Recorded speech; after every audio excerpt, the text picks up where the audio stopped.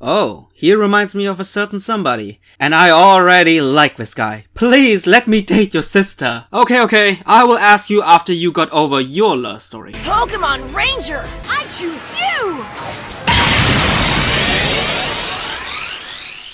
What's up, my dear boys and girls, it's your Ranger here, and welcome to another late review of the Pokemon Sun and Moon anime. Today, I'm feeling some Brock vibes here with episode 72, Fired Up, MALLOWS Family. Wait, hold on, what about episode 71? Oh man, that episode was a struggle. If you want to know more, just look in my description or in my comment section. That's how much I cared about that episode. But I can truthfully say that episode 72 is much better. So if you want to know more, then grab some popcorn, grab some cookies, and let's do this. And how can such an energetic episode begin? With reminding us that Marlow's dad is getting old. Look at yourself, old man. You got multiple chins 'cause you're old.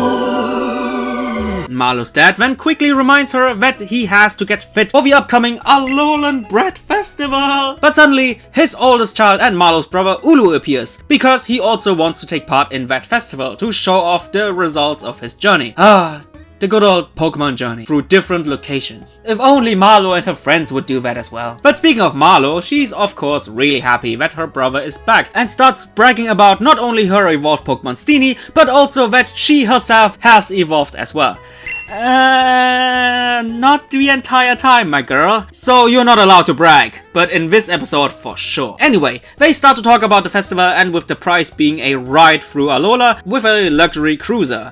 Android 17 would like to speak with you. And Ulu, well, hasn't decided what to do yet. But I'm sure he can do it since he's a genius cook and his lovely sister decides to help him as well. Suddenly, Big Bro switches from brother love to actual love after seeing Pancake Girl Nina. And he immediately reminds me of our good old Brock. Immediately flirting with the girl, and that he only came back because of her, Mallow pushing him away, and even having daydreams after Nina promised that she will visit him every day if he wins the festival, while also promising Mallow a new sister. And strangely enough, Mallow is pretty dense about that. Especially surprising because one episode before, she realized that Dewpider loves Lana. Okay, girl, okay. By the way, Team Rocket will also participate, but who cares? Team Rocket's awesome episode is next week, so get the fuck out. Remaining in the restaurant, we are kinda witnessing the funny side of Ulu, with him making some bakery and giving the sweet ones to Sophocles, Lily and Lana, while providing Ash and Kiawe with the sour ones. Even though the bakery is made out of grappa berries, which are both sweet and sour,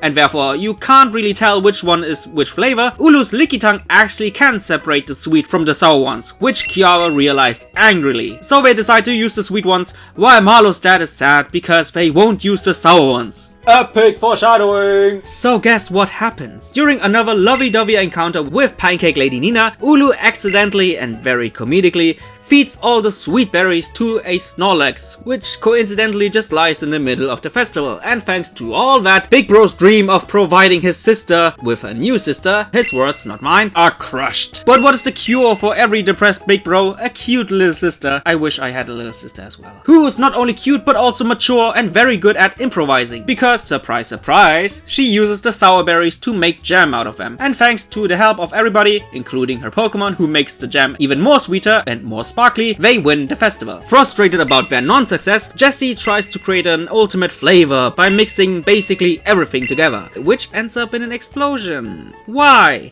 And where's Beware? But Team Rocket are not the only one who are left frustrated, because our friend Ulu also got left in the dust after realizing that Nina is not only already taken, but also already engaged. But a real man like Brock, Ulu, is not crushed by one love failure, and thanks to that, and also thanks to Marlow's inspiring performance, he decides to continue his journey, and the episode ends with him continuing both his cooking journey and his journey for love. An overall interesting episode with a cheesy brother and a mature sister, and with that remark, let's do the ratings. What can I say about the story? Unlike the Lana episode, this episode was very decent. The highlight of this episode was definitely Marlow's brother Ulu and his interactions with his environment. His brotherly love towards Marlow, his cheesy love towards Nina, and his prankish kind of behavior towards the crew. Pretty much like Brock. But as funny as his other interactions were, my personal fave was his interactions with Mallow, because I just loved the theme this brother-sister love went through, which was evolution. The episode stated and showcased how much Mallow has evolved as a a person, with her showcasing a sense of maturity and improvising quickly during emergencies. And thanks to that display of evolution, Ulu got inspired by his own little sister to continue the journey to evolve himself. Sadly, I have to cut off some points because of Ulu. I stated that he is pretty much like Brock, but what differentiates him from Brock is that even though Brock is mainly a comedic character, he also had moments where he put all the comedy aside and acted more mature, and we never have seen such maturity with Ulu. On the one hand, it's really sad because I really like the guy and I wanted to see more of him, but on the other hand, it was a good thing because thanks to this behavior, Mallow was able to stand out even more.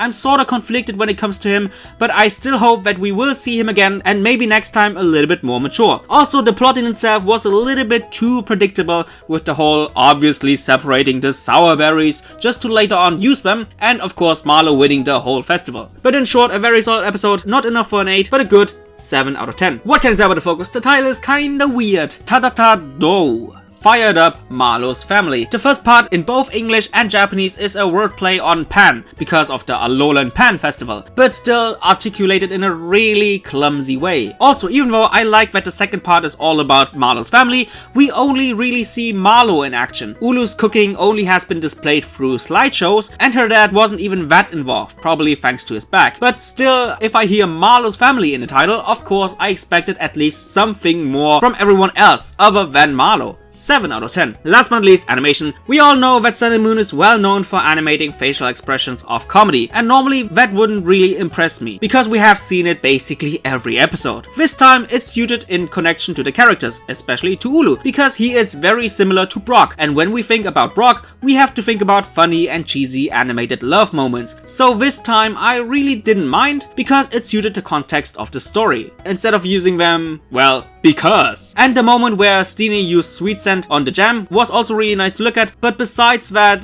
not really that much, so that's why 7 out of 10. So this episode obviously scores a 7 out of 10, and I would totally recommend this episode not only thanks to Mallow's display of maturity, but also because of her brother, especially if you are a fan of Brock. And with that being said guys, I really hope you enjoyed this little review. Also, please tell me your opinion about the Lana episode, because that might be a little bit controversial, and see you guys in the comment section down below. Bye guys!